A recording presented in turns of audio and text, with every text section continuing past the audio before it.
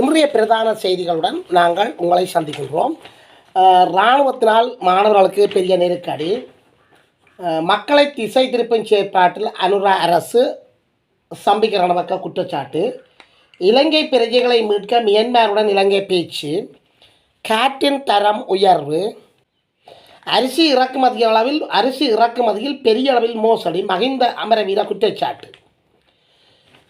இது போன்ற செய்திகள், இன்னும் பல செய்திகளை நீங்கள் இந்த காணொலியில் பார்க்க இருக்கின்றீர்கள். இது போன்ற செய்திகளை நீங்கள் பார்ப்பதற்கு ஆர்வம் உள்ளவராக இருந்தால், அல்லது எமது காணொலிக்கு நீங்கள் புதியவராக இருந்தால், அல்லது எமது காணொலியை சப்ஸ்கிரைப் பண்ணால் தொடர்ந்து பார்ப்பவராக இருந்தால், தயவுசெய்து சப்ஸ்கிரைப் பண்ணுங்கள், ஷேர் பண்ணுங்கள், கமெண்ட்ஸ் பண்ணுங்கள், லைக் பண்ணுங்கள். அருகில் இருக்கிற பெல் ஐக்கானை கிளிக் பண்ணி நாங்கள் போடுகின்ற காணொலிகள் அனைத்தையும் உடனுக்குடன் நீங்கள் பார்க்கக்கூடியவாறான நோட்டிஃபிகேஷனை பெற்றுக்கொள்ளுங்கள். தொடர்ந்தும் நாங்கள் காணொலியில் இணைந்து கொள்வோம். கிளிநொச்சி மகாவித்தியாலய மாணவர்கள் மைதானம் செல்வதில் அவதி, இராணுவம் தடை. கிளிநொச்சி மத்திய மகாவித்தியாலயத்துக்கு முன்பாக 50 மீட்டர் தூரத்தில் உள்ள மைதானத்துக்கு செல்லும் பாதை இராணுவ ஆக்கிரமிப்பில் உள்ளதால் மாணவர்கள் 1 கிலோமீட்டர் வரை நடந்து சென்றே மைதானத்தை அடைகின்றனர் என்று பாடசாலை சமூகம் விசனம் தெரிவித்துள்ளது. மாணவர்கள் பாடசாலையின் நிகழ்வுகளுக்கு மைதானத்துக்கு செல்ல வேண்டுமாயின் பாடசாலையின் வீதிக்கு வருகை தந்து அங்கிருந்து ஏனையின் பிரதான வீதி வழியாக மத்திய விளையாட்டு மைதானத்தை ஊடறுத்து கிளிநொச்சி மகாவித்தியாலய மைதானத்துக்கு செல்ல வேண்டியுள்ளது. இதனால் மாணவர்கள் மைதானத்துக்கு சென்று வருவதில் களைப்புற்று சோர்வடைகின்றனர். மைதானத்துக்கு செல்லும் பாதை இராணுவத்தினர் ஆக்கிரமித்து வைத்துள்ளனர் என்பதால் மாணவர்களுக்கு இந்த அவல நிலை ஏற்பட்டுள்ளது. இது குறித்து நீண்ட காலமாக பல்வேறு தரப்பினர்களிடம் கோரிக்கை விடுத்த போதிலும் இது குறித்து பல்வேறு தரப்பினரிடம் நீண்ட காலமாக கோரிக்கை விடுத்த போதிலும் இதுவரை குறித்த பாதையை இராணுவம் விடுவிக்கவில்லை. எனவே புதிய அரசு இந்த விடயத்தை கவனத்தில் எடுத்து மாணவர்களின் நன்மை கருதி குறித்த பாதையை இராணுவ ஆக்கிரமிப்பில் இருந்து விடுவிக்க நடவடிக்கை எடுக்க வேண்டும் எனவும் பாடசாலை சமூகம் கோரியுள்ளது. இலங்கை பிரஜைகளை மீட்க மியன்மாருடன் இலங்கை பேச்சு. மியன்மாரில் உள்ள மியாவாடியில் கடத்தல் கும்பல்களால் சித்திரவதை மற்றும் துஷ்பிரயோகத்தை எதிர்கொண்டதாக கூறப்படும் மீதமுள்ள 18 இளைஞர்களை உடனடியாக மீட்டு திருப்பி அனுப்புவதற்கு மியன்மாரின் அவசர ஒத்துழைப்பை அமைச்சர் விஜித கோரத் வலியுறுத்தியுள்ளார்.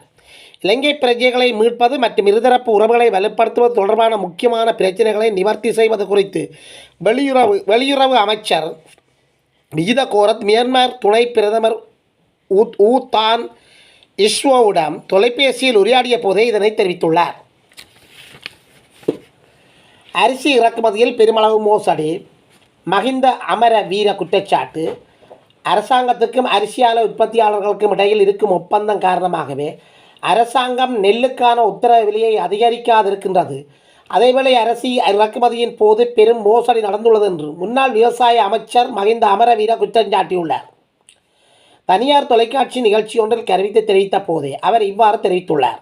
அவர் மேலும் தெரிவித்துள்ளதாவது: தற்போதுள்ள நிலையில் நான் விவசாய அமைச்சராக இருந்திருந்தால் என்னால் வீட்டில் இருந்திருக்க முடியாமல் போயிருக்கும். பிரதி அமைச்சர் நாமல் கருணாரத்ன போன்றவர்கள் அறுவடை செய்யும் நெல்லை எனது வீட்டுக்கு முன்னால் எரித்திருப்பார்கள்.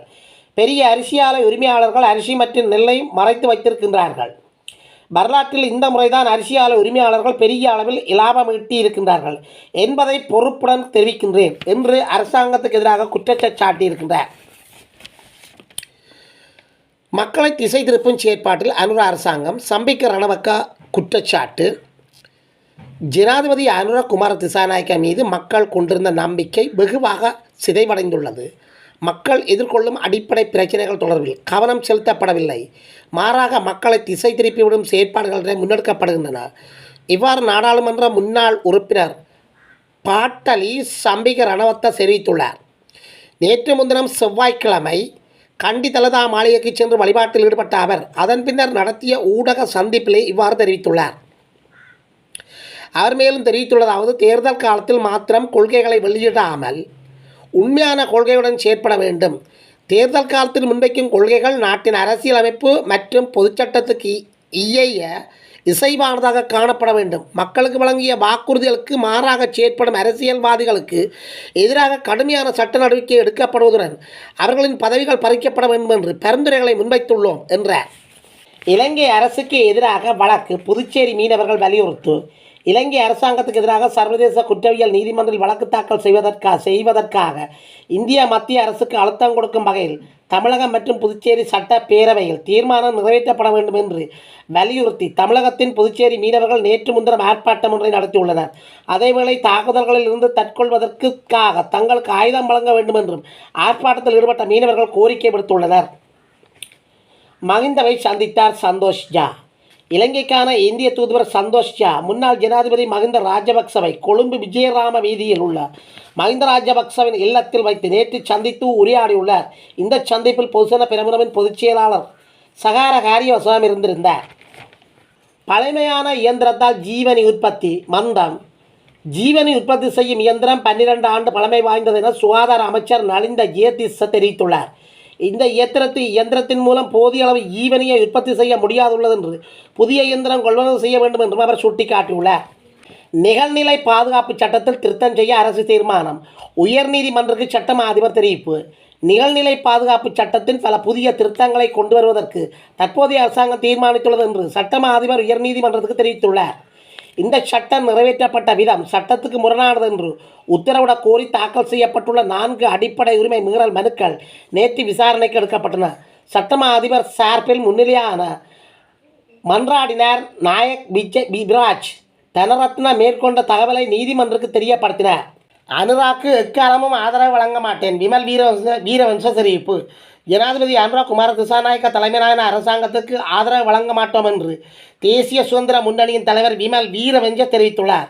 இது தொடர்பில் அவர் மேலும் தெரிவித்துள்ளதாவது, ஆளுங்கட்சியில் இருந்து எனக்கு அழைப்பு விடுக்கப்படவில்லை. அவ்வாறு அழைப்பு வந்தால் கூட இணைவதற்கு நான் தயாராக இல்லை. இடதுசாரி முகமூடியை அணிந்து கொண்டு லிபரல் வழியில் அரசாங்கம் பயணித்து கொண்டிருக்கின்றது. அதனால்தான் அனுரா திசா நாயக்காவுக்கு அமெரிக்கா கூட அழைப்பு விடுத்துள்ளது என்ற பெருந்தொகை கஞ்சா உதயபுரத்தின் மீட்பு. இந்தியாவிலிருந்து சட்டவிரோதமான முறையில் கொண்டுவரப்பட்ட 104 கிலோகிராம் கஞ்சா உதயபுரத்தில் மீட்கப்பட்டுள்ளது. யாழ்ப்பாண மாவட்ட குற்றத்தடுப்பு பிரிவு போலீசார் இந்த கைது நடவடிக்கையை முன்னெடுக்கப்பட்டுள்ளது. உதயபுரம் பகுதியைச் சேர்ந்த 3 சந்தேக நபர்களாக கைது செய்யப்பட்டுள்ளனர். அவர்கள் 24, 25, 27 வயதுடையவர்கள். சந்தேக நபர்களை யாழ்ப்பாணம் நீதவான் நீதிமன்றில் முற்படுத்த போலீசார் நடவடிக்கைகள் மேற்கொண்டுள்ளனர். மணலாறு பகுதியில் சடலம் ஒன்று மீட்பு. முல்லைத்தீவு மணலாறு பகுதியில் உள்ள வாழைத்தோட்டத்திலிருந்து சடலம் ஒன்று மீட்கப்பட்டுள்ளது.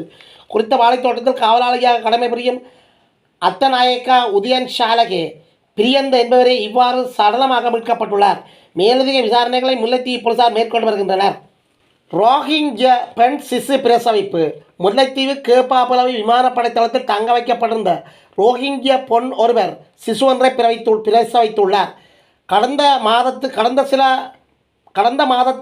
மாதத்துக்கு முற்பட்ட பகுதியில் மியான்மரிலிருந்து பெரியோரு படகில் தப்பி வந்த ரோஹிங்கியர்கள் ஒரு சிலர் முல்லைத்தீவு கேப்பாப்புல விமானப்படை தளத்தில் தங்க வைத்திருந்தனர். அவ்வாறு தங்க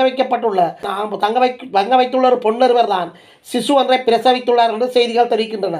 அத்துடன் 47 வயதுடைய ஆணொருவர் சுகைனமுற்று மாஞ்சோலை மருத்துவமனையில் சேர்க்கப்பட்டுள்ளார் என்ற தகவலும் வெளியாகியுள்ளது. இந்தியாவிலிருந்து புறாக்கள் கிளிகள் இலங்கைக்குள் கடத்தல். லட்சக்கணக்கான பெறுமதியுடையவை. இந்தியாவிலிருந்து கடல் மார்க்கமாக இலங்கைக்கு கடத்தப்படவிருந்த சட்டவிரோதமான முறையில் கடத்தப்பட்ட பறவைகள், விலங்குகள் மற்றும் மருந்துகளுடன் 3 கைது செய்யப்பட்டுள்ளனர். இலங்கை கடற்படையினரும் போலீசாரும் இணைந்து மேற்கொண்ட தேடுதலின் போதே இந்த கடத்தல் முறியடிக்கப்பட்டுள்ளது. புறாக்கள், ஆப்பிரிக்கா கிளிகள், பறக்கும் அணில்கள் மற்றும் மருந்துகள் என்பன இதன்போது மீட்கப்பட்டுள்ளன. கடத்தி வரப்பட்ட விலங்குகள், பறவைகள் மற்றும் மருந்துகளை வாகனம் ஒன்றில் ஏற்றிக்கொண்டு சென்ற போது அந்த லொரி இடைமறிக்கப்பட்டு கடத்தல் முறியடிக்கப்பட்டுள்ளதாக போலீசார் தெரிவித்துள்ளனர். பல்லாயிரம் ரூபாய் பெறுமதியான விலங்குகளை இவ்வாறு மீட்கப்பட்டதாக செய்திகள் தெரிவிக்கின்றன.